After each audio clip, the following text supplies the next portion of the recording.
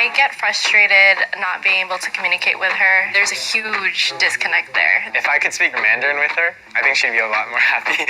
It gets hard because sometimes like it'll just be as simple as, oh, we need to go here, and I don't know how to say that. I wish that my grandma could learn English, so when she's hearing other people, she feels like she kind of is missing out. If I could speak in my grandma's language, I would tell her I'm just eternally grateful for all the sacrifices you've ever made for me. Grandma, thank you for always being my biggest supporter. इतना प्यार करती हूँ कि मेरे से बातें खत्म ही नहीं होती.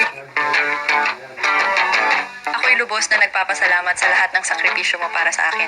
奶奶，谢谢你一直是我最大的支持者。 I love him so much. I would run out of words to express my love for him. 让我好感动. Hindi ko alam na ganun ako kahalaga ngayon sa iyo. Come to McDonald's to try the Grandma McFlurry and make your own AI video for Grandma at sweetconnections.ai.